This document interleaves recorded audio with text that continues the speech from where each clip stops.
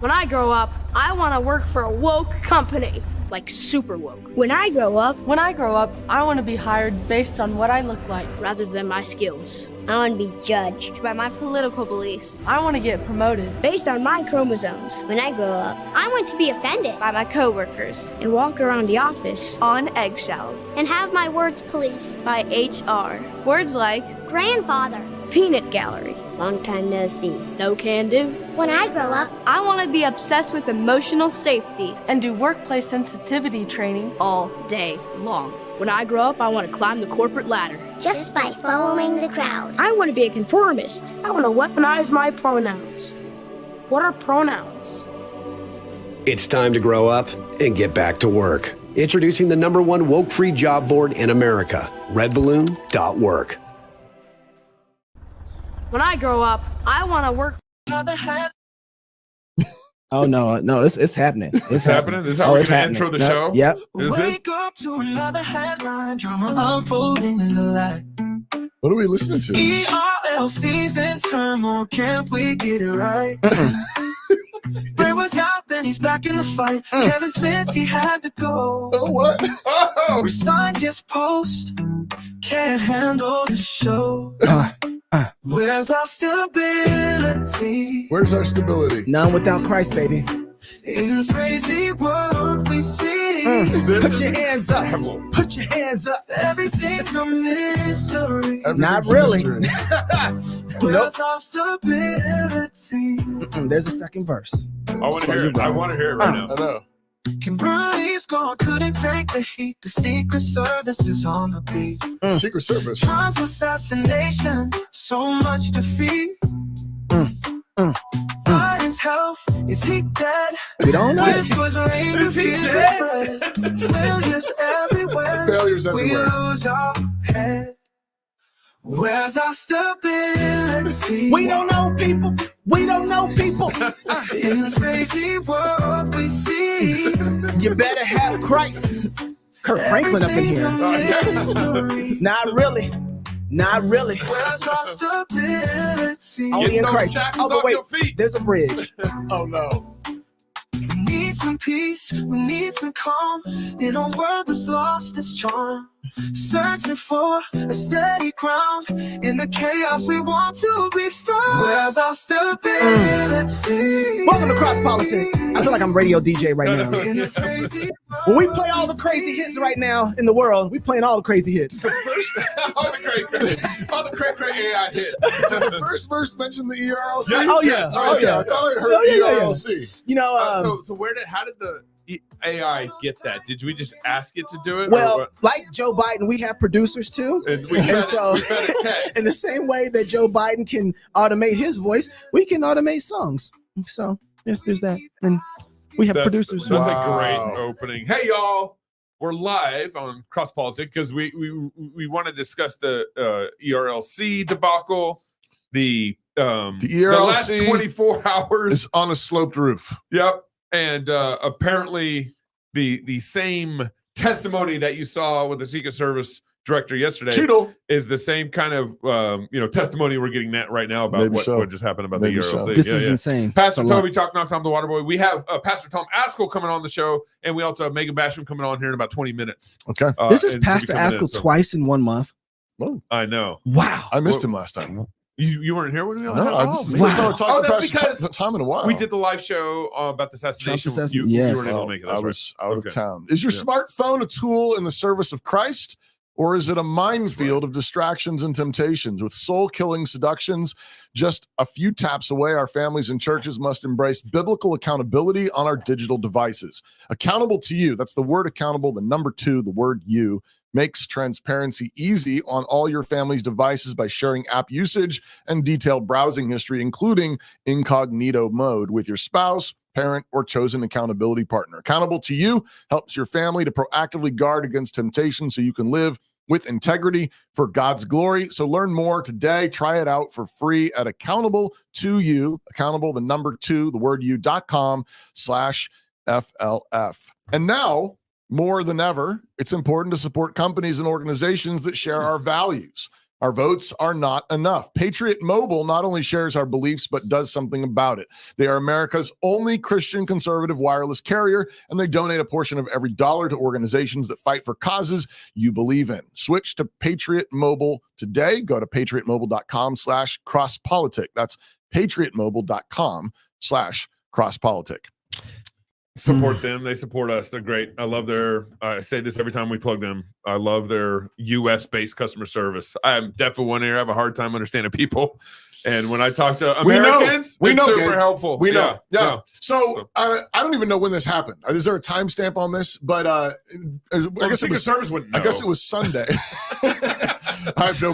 There's no details. There's timestamps, but there's no details. Following Biden's announcement that he was stepping down and not running for re-election, so I guess this would have been Sunday at some point. I don't know. ERLC director, CEO, czar, I don't know. Brent Leatherwood tweets out, "This day should come as no surprise.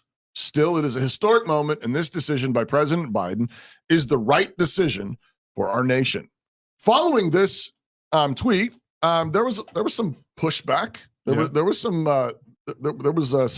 chatter on the interwebs, and then I don't know, like a few hours later. I mean, how long later was it? Maybe the next day. You know what strikes me about this tweet is that he's saying it after Biden steps down, but we all have known Biden should have stepped down, years ago, and we already knew he had some sort of dementia and was not acting right a long time ago. But he took the moment to tweet about it now. It's just It's just weird. It's like, why would you say something when you should have said something a year ago? Right. But also just sort of a seemingly relatively real friendly to the Democratic Party, and the ERLC, this organization of the Southern Baptist Convention. Right. It seems kind of partisan. And so there's a bunch of pushback, and I don't know, hours later, the next day, there's an announcement that he's been fired. This is from the executive committee. The executive committee of the Board of Trustees for the Ethics and Religious Liberty Commission, that's the ERLC of the SBC, issued the statement. In accordance with our bylaws, the executive committee has removed Brent Leatherwood as president. Further details as well as plans for the transition will be provided at our September board meeting. Until then, the executive committee of the Board of Trustees will assume directional responsibility for carrying out the ministry assignments for the ERLC. Okay, then you have sort of a response to this. By the way, I just gotta say, that's impressive. What's that? That they did this. I mean, it was impressive. Yes. So it's like, whoa, he's fired. Then you've got an outcry from the other side. You've got Russell Moore and others calling this shameful and so forth. And so we go to bed last night with that. And then apparently a bunch of ballots showed up in the middle of the night. Yeah. And seen this before. They started counting ballots. Delegates showed up. Something. And early this morning, we wake up to, as members of the ERLC's executive committee, we formally retract the press release, which was sent yesterday. There was not an authorized meeting, vote, or action taken by the executive committee. Kevin Smith has resigned as chair of the executive committee. Brent Leatherwood remains the president of the ERLC and has our support. My immediately thought was the credits that run at the end of Monty Python in the Search of the Holy Grail, and you have these things. There's somebody running the credits, and they've been sacked, and then we sacked the people that sacked the people that sacked. And anyway, it's like feels like we're also like the Democratic convention too. Yeah, that's coming up. So right now Kamala has all the delegates, and then who knows, Hillary could have them by the time August will come. Anyways, so they say here that there was not an authorized meeting, vote, action. He remains the president of the ERLC and has our support moving forward. And then shortly after, Kevin Smith gives this statement: "It's been my honor to serve," etc. After multiple conversations with executive committee members of the ERLC, I was convinced in my mind that we had a consensus to remove Brent Leatherwood as the president of the ERLC. It is a delicate matter in an effort to deal with it expeditiously. I acted in good faith, but without a formal vote of the executive committee. This was an error on my part, and I accept full responsibility. At this time, the executive committee does not wish to move forward with my course of action. Therefore, I'm resigning as the chairman of the ERLC Board of Trustees as a trustee, etc. Love the SBC, love our ERLC. But do they love you? I'm sorry. He's going to focus on ministry in his neighborhood church going forward. We're really grateful to have with us Pastor Tom Ascol. Of course, Pastor Tom, you were at the SBC only a month ago, recently, June. and you actually made a motion to end the ERLC. And do we have a video of that? Yeah, it's right here. Okay, you gonna play that clip? It's time for us to call the ERLC to become accountable to the churches who pay for it. Bylaw 25 wisely does not allow for the discontinuation of any entity with just one vote. It takes 2 positive votes for 2 successive years. Adopting this motion today will not eliminate the ERLC today, but it will send a clear message that the churches of the SBC are deeply concerned about their mission drift. We're often told by our leaders that the local church is the headquarters of the SBC. It's time that the ERLC hears from headquarters. A positive vote will give them 1 full year to make a course correction. Please support this vote. So, Pastor Tom, thanks for coming back on CrossPolitic. Yeah. But talk to us about why you made this motion, and then, of course, and maybe bring some people up to speed that might not have been following what the ERLC has been doing, politics in the SBC, et cetera. Yeah, well, the ERLC has had some rough years in the last 5, 6, 7 years or so. A couple of examples I cited when I spoke to my motion was a few years ago, they put together a very professional video claiming that animal rights are human rights, and that pro-life, if you're going to be a pro-life person, you're going to have to support animal rights because animals get mistreated just like unborn babies in the womb do. And I just raised the stink about that. I mean, it wasn't hard to do. And they did pull it down. They said, oh, sorry, this should never have been released. But they never gave an explanation. Why was it produced? Why did they do that? Last year, Brent Leatherwood he was involved in the shooting with the transgendered graduate from the Covenant Christian school there in Nashville, came back and shot up the school, killed people. And Brent's kids go there, at least one of his kids, maybe 2.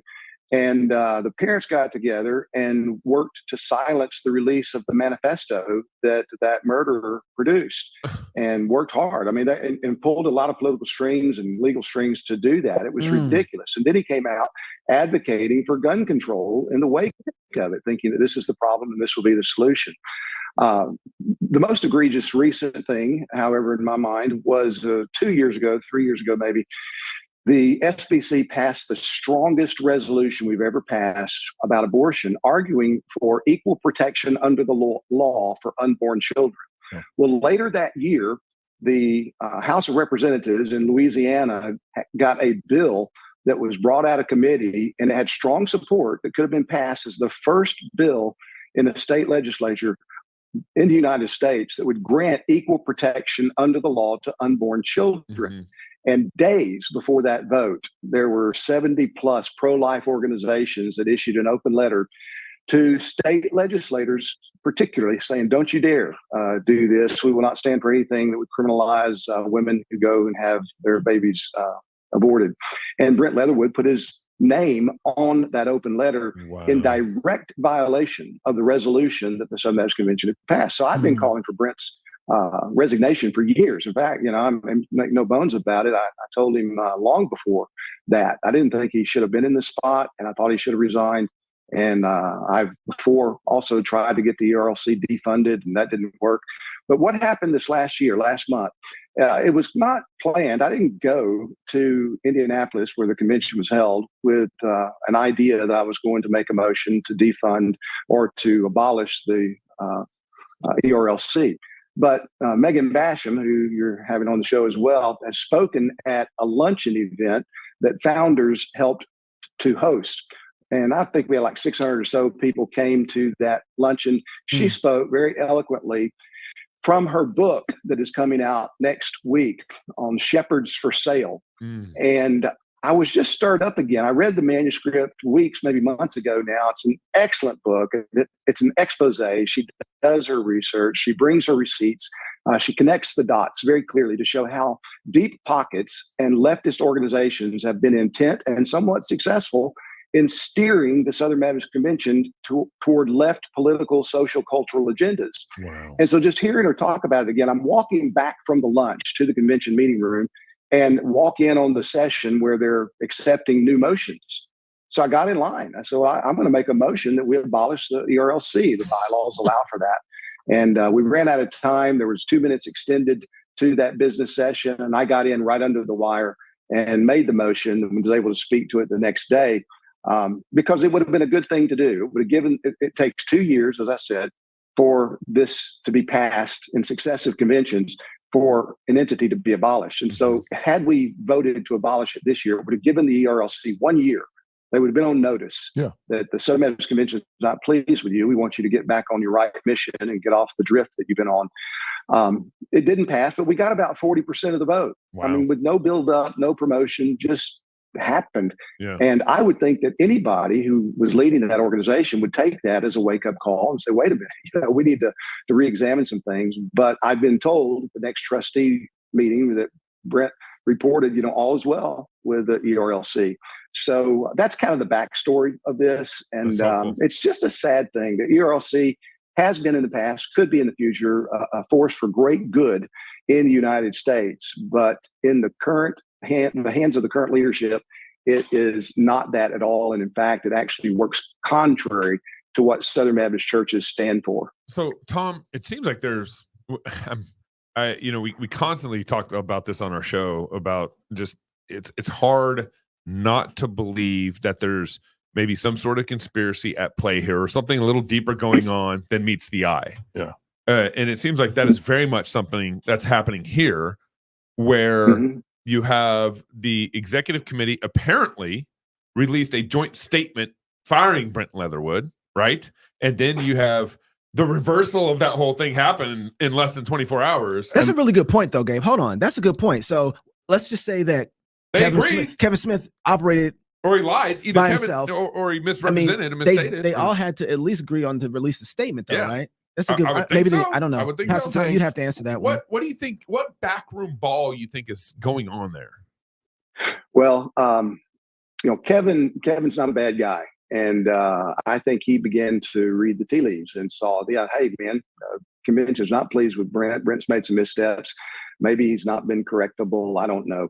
But Kevin thought he had the approval and the consensus of the other members of the executive committee of the board of trustees of the ERLC. Kevin is the chairman. And so he goes to Brent to talk to him, believing that he has full support of the rest of the executive committee. The bylaws of the ERLC say that the executive committee have the right to hire and fire, or to fire their executives. And so he told Brent, the executive committee is firing you. And immediately, of course, Russell Moore and the New York Times and other leftist media outlets begin to decry this and talk about, this is a play of MAGA and look what's happening. This is horrible, mistreating this man. And the other members of the executive committee of the trustees of the ERLC, and I don't know this for a fact, I've been told this, and it certainly seems to accord with what I do know as fact, they got cold feet, squeamish, and said, maybe we shouldn't have done it this way. Hey, we didn't really vote. And so they decided that they would rather let Kevin Smith be left hanging out to dry than Brent Leatherwood. And so they've effectively been steered. They have been steered. It's been emotional sabatage. We ought to have Joe Rigney's book cover just blaring all across the landscape of the Southern Baptist Convention right now. So they distance themselves from a black man. That's amazing. Right.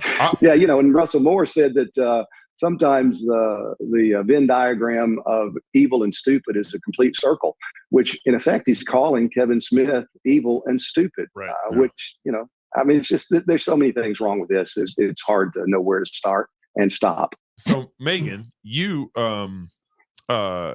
we got Megan talking about. She's here. What's up, Megan? Megan, you've been talking about the CNN I stand with her. connections. You stand with Megan? I stand with her. Wherever she's standing, I'm standing. I'm staying with her. Megan, I'm staying with you. All right. Thank you. Believe all Megan Basham. Believe all Megan. That's funny. That's great. That's funny. So you made the connection. You've been talking to people who work for the ERLC, and they've been feeding you kind of their side of the story in all this. What's going on there? Yeah. So, at this point, I don't have confirmation. I just have what I'm being told. And a couple of members have told me that they believe that the outrage that was ginned up last night on social media from the New York Times, CNN, The Atlantic. I haven't gone through and finished counting, but it looked like at least a dozen very large media figures were boosting Russell Moore's outrage, which is interesting because you do have to very much wonder what the editorial board of the New York Times knows of Brent Leatherwood. What do these DEI, these self-pronounced DEI ambassadors who work for CNN know of Brent Leatherwood? We don't know, but we know they know Russell Moore. And so they were all boosting his outrage over Leatherwood's firing. And then we know that the consensus that Kevin Smith believed he had evaporated. And I have been told that they went, quote unquote, squishy because of that outrage. Wow. So I haven't confirmed it. I can't say with certainty that that's what happened, but I do have sources telling me that within the organization. And I think it's unfortunate maybe that Kevin Smith did not follow all careful protocol. Now, my understanding is that they did not have to do this to remove Brent Leatherwood, and he felt that he did have that consensus. But given something like this, maybe it would have been good to go through all the formal processes. Why is it that Leatherwood is so important to the ERLC at this point that they have to pull this kind of maneuver? Well, Tom just went through a number of the positions that Leatherwood has taken that do not accord with the majority view of the Southern Baptist Convention. And one, I definitely don't think you mentioned, so I want to add. And the other one, I'm not sure. Did we talk about the transgender manifesto? What? Huh? Yeah, just mentioned it. The shooter at the Covenant School. That's right. The Leatherwood using ERLC resources to help suppress that manifesto. And then the other one was the ERLC signing on to, and because I'm joining late and coming from another interview, I'm not super prepared, but there was a piece of proposed legislation that would have made it so that anti-Semitism was defined in a particular way that was very open and in flux and could even potentially at some point redefine particular scriptural teaching as being anti-Semitic. And it was such a violation of the principle of free speech that Ben Shapiro at the Daily Wire, fairly well known for being a serious Jew, Yoram Hazony of the Edmund Burke Foundation, also fairly well known for being a serious Jew, they themselves opposed this bill.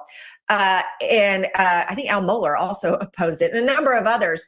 And the ERLC took a position on that as well, something that it did not have any mandate from average Southern Baptists to take a position on. And so I think that in terms of why is the ERLC important to Southern Baptist leadership, I'm not sure, unless it's just this would be egg on our face to abolish this and it would be embarrassing. Because it seems to me that it is much more important, as we saw last night from all of that outrage, important to the secular left media. They are the ones who really care about having access to the ERLC, having representation in the ERLC, and ensuring that the ERLC is still a significant force for influencing the Christian landscape. So, that's all I can say is that it seems very obvious to me, regardless of what happened behind closed doors at the ERLC, the secular media cares very much about it. So this is a question that I've been mulling around in my head. I'm trying to figure it out. Oh, I got three, but I'm gonna try. Megan, I'll start with you, and Pastor Tom, I'll move to you. Why, when you look at the ERLC and you look at the Southern Baptist Convention, the liberals who are trying to get in there and maneuver the Southern Baptist Convention, that has to mean that the Southern Baptist Convention has some massive power inside the political realm in America, right? Why does the ERLC keep churning out, if the convention is conservative, how does the ERLC keep churning out guys like Leatherwood and Russell Moore? Is that question going to me or Tom? Sorry. Go with you first, Megan. So, that's a really good question. One is, I think we can talk about conquest law, or as I call it, O'Sullivan's law, which is that you have outside actors who are always going to be interested in seizing the reins of power in influential conservative organizations. And if they pose a problem to their agenda, they are always going to try to infiltrate and move those organizations. And I think that seems to be what we're seeing here. There's clearly no doubt that Brent Leatherwood has taken positions that many Southern Baptists disagree with, and those positions have trended to the progressive side, because no one was upset when the ERLC was issuing statements just to generally support life, or when they have done things that Southern Baptists agree with, no one's upset. The controversy only comes here when they stake out progressive friendly positions on issues like gun control, the border, and things of that nature. Pastor Thomas, let me just reframe it again for you, because I don't think I said it well the first time. But why is it that the ERLC keeps churning out guys like Russell Moore and Brentwood? This is amazing to me. I mean, after a while, I'm looking at the fruit of this tree and I'm saying, this fruit ain't good. Cursed be thou. Well, yeah, but Richard Land was before Russell Moore, and he was kind of an anti-Russell Moore, the opposite. He was very conservative. Some would call him a fundamentalist, and he would not do the things that Russell came in and did. But Richard Land went out in an embarrassment because of some things he said about Trayvon Martin in the wake of his death. And so he kind of, with shame, went out. And I think there was a sense of guilt that got manipulated by from Southern Baptists, and got manipulated by leftists. And when Russell Moore went in there, what was he a leftist before he got there or not? I don't know. I've known Russell for 25 or 30 years. When he became the leader of the ERLC, I told him, I think God built you for this. I mean, I really thought he would do well. And if you go back and read stuff that Russell Moore wrote in 2006, 2007, 2008, you can hardly believe it. I mean, he was arguing for patriarchalism in our society back then. There's ETS articles that he wrote about that. He was retweeting Pastor Wilson back then.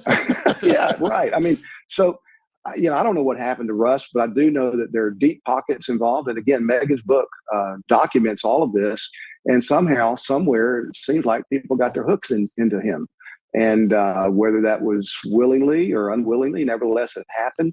And in 2016, that was supposed to have been Hillary's coronation. I mean, she didn't even have to campaign, because she was just next in line. She was going to be given the crown, and everybody else was going to be waiting in line behind her. And out of nowhere comes this guy that every leftist news outlet said, no way will he ever be president. And lo and behold, before the books got cooked, he was president. Right. And it's like, what happened? Well, all the post-mortem on the 2016 election began to come up with, look what evangelicals did. Look what the Southern Baptist Convention did. 80+% voted for Trump. How can that be? This is such a wicked man. And so you start having these operatives work very effectively to shave down that percentage. All they have to get is 5 or 6% off of that 82, 85%. And they put their person in the next time, which is exactly what happened. Now, there's probably more than that happened, but that's exactly what happened. Yeah. And so you had these evangelical leaders coming out strongly. You cannot be a consistent Christian and vote for Trump. And, we need to repent for casting a ballot for Trump and all of that stuff. Well, man, elections have consequences. And if you can make a couple of $100 million off of having the right guy put in office, you're strongly incentivized to do whatever you can to shave that 5 or 6% of the voting total away from the person you want in office. So I have zero doubt that type of formula is what we've been watching unfold here over the last 8 years. Wow. Tom, who replaces the executive chair now? How does that work? Well, how does it? I think it's a whole board decision, but I'm not real sure. I haven't read the bylaws of the ERLC, but my guess is that would take a board vote at this point. Maybe the executive committee of the board could do it themselves, but I kind of doubt that. Megan, you have this, brand new book coming out. Tom's mentioned it a couple times. Shepherds for Sale. I want to sign a copy. How we all do. How evangelical leaders traded the truth for a leftist agenda. Is the ERLC in your book And I mean, Yes. Pastor Thomas. Kamala Harris, the Democrat. what is being bought and sold in the ERLC? So yes, the ERLC looms large in the book, and there's a number of things that the ERLC has been involved with. For example, they have taken money from the Democracy Fund, which is, if you're not familiar, that was established by the left-wing Buddhist Pierre Omidyar, who founded eBay. So they've taken money from them to help address America's white supremacy problem. They took money from Mark Zuckerberg's Facebook Foundation in order to address some unspecified criminal justice reform project. They took money from the Fetzer Institute in order to study how evangelicals approach politics, which is interesting, right? Because it feels like they're taking money then from the Fetzer Institute to study the constituents they're supposed to be representing. So I'm confused. and all of these organizations have really atrocious stances on other issues. They're pro-abortion. They are pro-legalized prostitution. They are pro-transing kids. So really not the kind of partnerships that the righteous should be making with the unrighteous, and not in order to do things like, say, feed needy kids, but as I said, to do things like study how evangelicals think about democracy. So in a sense, you feel a little bit like the ERLC is using the Southern Baptist Convention as its research lab. This is what's crazy. How are they taking? I'm sorry, Pastor, you were going to speak. Go ahead. Yeah, and I just wanted to mention also the Evangelical Immigration Table Yes, that thank has had a long relationship with ERLC. Well, hold on. You said they're taking money from these groups, but aren't they supposed to be getting tithe money from the churches? Well, look, you get multiple money from multiple sources. I don't think anybody says no to that, I guess. But I was told by a very good friend, fellow pastor, who had that kind of conversation with someone inside the ERLC a few years ago, saying, "Man, churches are going to cut you out. We're not going to keep paying you guys for your salaries." And the fellow just laughed at him and said, "Go ahead. It doesn't matter." So we've got plenty of money. Whoa! Now, he said that to a pastor to his face. Wow. Uh, Wow. Okay. So they don't need the Southern Baptist Church's funds. They don't need SBC's funds, but they don't want to leave SBC either. Well, of course not, because they steer SBC. I mean, what would the ERLC be by itself? Nothing. But if you're a part of the largest Protestant denomination in North America, then you're something. And if you're supposed to be the public voice in the cultural, political arena for that organization, then you are something. So absolutely, the connection is very important. Boy, y'all are on fire right now. I don't want to hold you guys up because you guys taking time out your schedule, but I have a couple questions I think are important. I got a couple. Megan, I think one for you. We'll come to you in just a second, but I think the one for you is what was wrong with Brent Leatherwood's article that he wrote, right? I think that's important to deal with. But before we go to that one, so I'm going to let you kind of ponder that one because I'm sure you got plenty to say on it.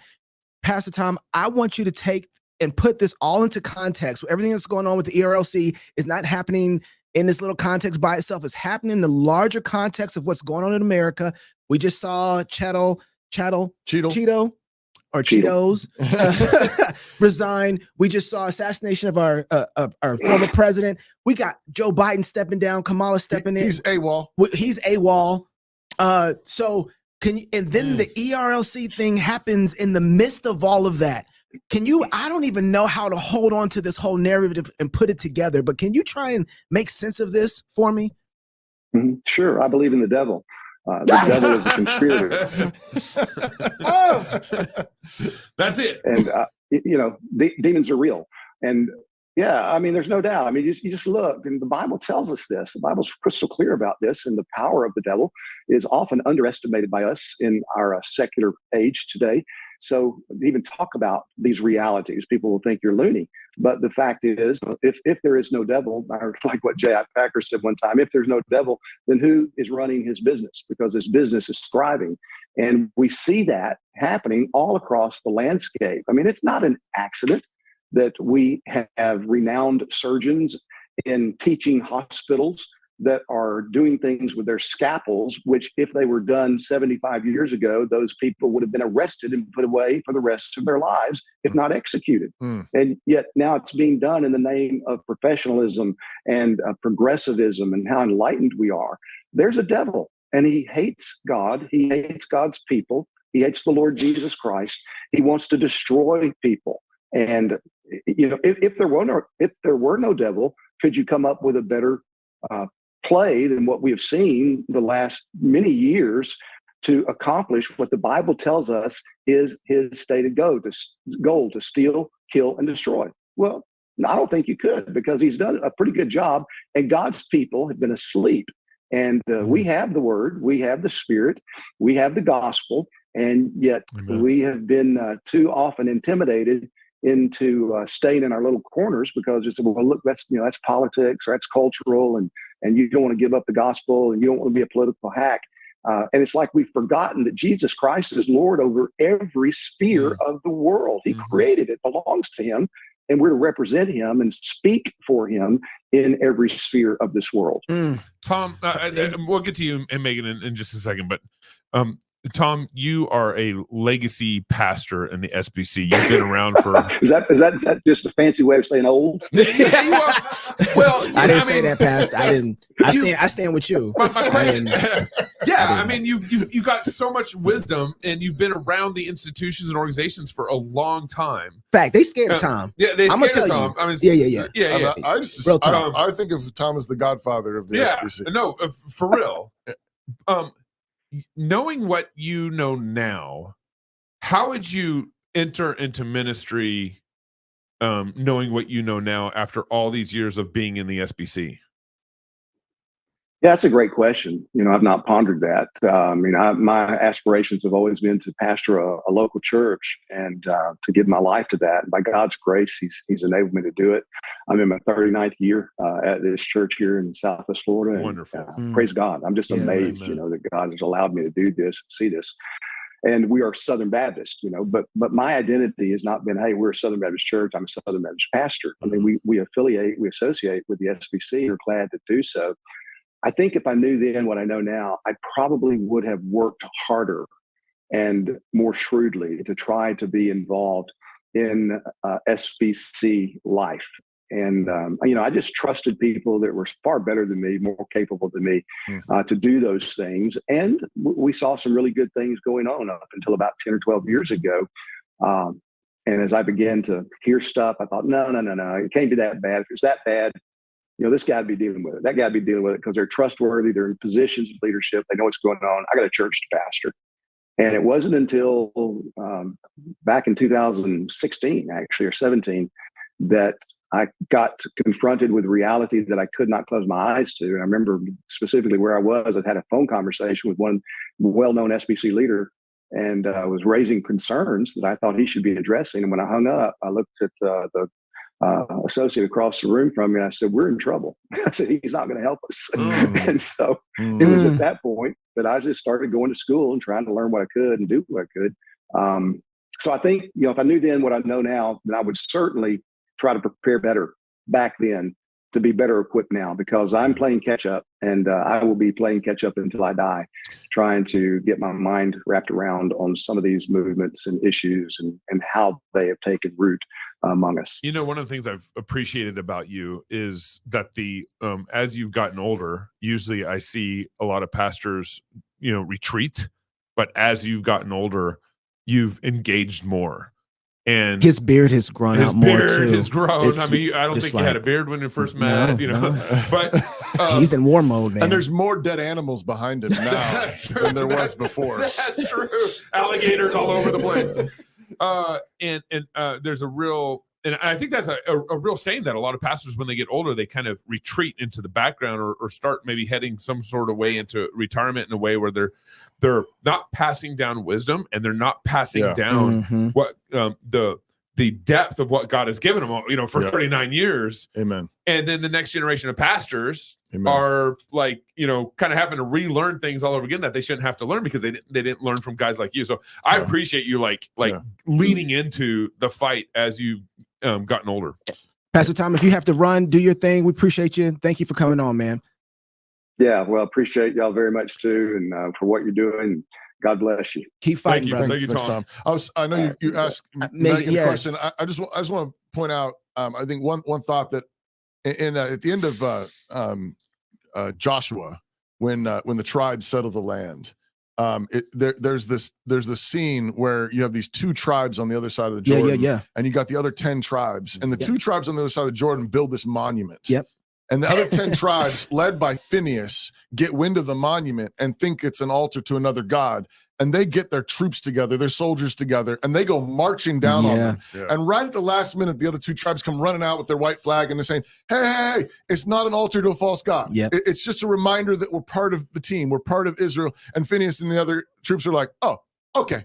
All right, just making sure. And they go home. But I was thinking about that as Tom was talking about. And I think this applies across the board. This applies in your local church. This applies in the SBC. This applies in the PCA. This applies in my denomination, the CREC. But I think we need to have the zeal of Phineas. Yes, that's right. That's easily entreatable. Yeah.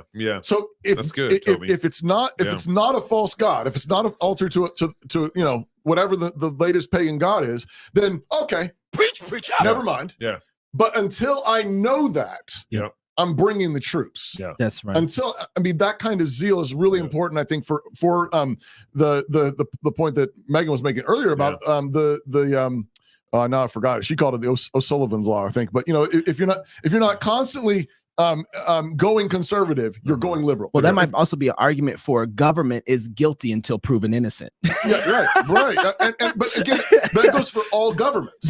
So like, you know, suspicion. I mean, you need to hold your church government accountable. You hold your civil government accountable. You've got to verify. You know, kind of like Cheadle didn't do with that sloped roof. Megan, okay. So you asked her a question. Yeah, the question was 15 minutes. What was wrong with Leatherwood's article? Because he made a statement that what's wrong with just saying, hey, this was a great decision for our country. I'm not, you know, it's not bad to say, right? Okay, well, one, I would argue that it was not such a great decision because if we look at Joe Biden announcing that he is withdrawing from the race, there's really only 2 reasons that the Democrat Party has given us for why he would make that decision. One is that he is now suffering from dementia to such a degree that he cannot carry on a campaign. Well, if you're going to resign from the campaign and not the presidency, then you have just signaled to America's enemies all over the world that we have a commander-in-chief who is not up to doing the job right now. And what Brett Leatherwood did was congratulate the president on his selflessness in choosing to leave the campaign trail, but he did not say anything about his lack of selflessness in continuing to occupy the Oval Office. So that's one issue with it, if that is the real case and not the polls. Now, on the other issue, you have the polls that were showing that Joe Biden simply could not beat Donald Trump. And in that case, you have Brent Leatherwood stepping forward and praising President Biden for a Democratic electoral strategy. So he's commenting on party politics on behalf of Democrats and is echoing the Democratic Party line, because let's be clear, whether it was the big donors, whether it was Chuck Schumer and Nancy Pelosi, all of the media from the New York Times on down, they have all been using this exact same talking point. That's right. But what Joe Biden did here, yes, was make a selfless decision, when in fact, one, it's dishonest because it's very clear that he was pushed out. He did not want to go. And then second of all, once he made that decision, they disenfranchised 14 million Democratic primary voters. So they are running roughshod over our electoral process. So there are a whole lot of reasons that it was a really bad statement to make. And that doesn't even begin to get into the article that Brent Leatherwood wrote that also had some issues. Whoa. That was just a tweet. That was just, That was just a tweet. Yeah. So are Christians listening to you? Because I saw that on X, it made me so mad. Somebody's like, "Oh, she's stirring up lies and twisting stuff," and I'm like, one thing, They never say what they are, though, do they? no, No. but Megan, I've known you just a couple years, and I know one thing about you. You can say whatever they want, but they can't say you a liar. That's for sure. Yeah. Like you got bring receipts. you got your receipts. Like, and when I see stuff like that, I'm like, wow, they just want to discredit her. And I saw that you went on to Ben Shapiro. Did you already do that? Are you going to be doing that? No, we're doing that next week. Okay. So but is anybody else inside the Christendom world listening to the conversations that you're having, or is it the conservative Christians outside of the SBC world? So I think two things are happening. One is that conservatives were very late to understand the importance of evangelicals. I think they're, to a certain extent, and we saw this at the RNC last week, have taken the evangelical vote for granted. They just assume that we have an ironclad influence over these people. And I think that's a mistake for a lot of reasons. And so for that reason, I think conservatives and conservative media have not really been that interested in what evangelicals are up to. At the same time that the secular left media has been extremely interested in what evangelicals are up to. You see constant coverage in the New York Times, Washington Post, Atlantic. You see their authors, their reporters authoring all kinds of books about evangelicals. So really attempting to move evangelicals politically. And I think that conservatives are a little late to understanding the importance of that. But I think that's changing. There is some analysis that shows that just enough votes in swings, the evangelical votes in swing states in 2020 helped swing that election to Joe Biden. That if they had not lost 4 or 5 million of those evangelical votes in crucial states, that we might not be in the situation that we're in today. So I think for that reason, they're starting to pay attention, but it's been a long, slow process of education, of trying to explain to people why they care. And as to your question on the SBC, I think, quite frankly, the SBC leadership, not the rank and file, cares a lot less what people who listen to the Daily Wire or who listen to other conservative media think about them than they care what the New York Times thinks about them. They are clearly extremely steerable by secular media, and that is why the secular media continues to do it. Because, that was very bizarre. Let's be real. What on earth does Nicholas Kristof at the New York Times care about Brent Leatherwood in the ERLC? That's right. He did that because Russell Moore signaled that this is important and you need to make a fuss. What do you think? I asked Tom this question earlier. What do you think are the backroom conversations that were had? Because you had the executive committee fire Brent, and then within 24 hours, Brent was not fired anymore. In fact, it was just one big mistake. And so the executive committee chair steps down. Like, what backroom conversations we're having? Who was pressuring who? Was Al Mohler involved? Everything. I want to hear it all. He didn't say it was a mistake. Let's be careful about what his statement said. His statement was that he had informal consensus, so that he had spoken to the other board members. He believed that they had consensus on this decision, though they hadn't taken a formal vote, but he obviously believed he had support to take this action and stepped forward. It wasn't until after there was massive media outcry that suddenly that consensus evaporated. Where did it go? So, I've told you what a couple of people are telling me. I'm still pursuing this story myself, but it seems very clear to me that Kevin Smith, the board chair, would not have taken this action if he did not believe that he had the rest of his board members behind him, because I don't believe the guy is professionally suicidal. That's silly. Yeah. So we have to ask what else was going on. And, it pushes the bounds of credibility to me to suggest that those board members and the SBC generally, which has always showed itself to be highly influenceable. I don't know if that's a word, but highly I used it this week. Yes. I'm coining a word. That they are very easy for the mainstream media to influence, and that they do not like the media spotlight shining on them in a negative way. And it's very interesting to me to draw a contrast between how the SBC handled this situation and the ERLC board in particular, and how the PCA handled removing David French from that panel back in June, where they also felt the full brunt of the media's ire for that decision in a very similar way to what we just saw with Brent Leatherwood. And the PCA, to their credit, went, yeah, we don't really care. This is our church business meeting, and you do not have a say here. And that is not what the ERLC has done. Wow. Okay. I just want to read what Russell Moore said, shameful and disgraceful about Brent Leatherwood's being fired. Yeah. A great Christian man who lived through his children barely surviving a school shooting.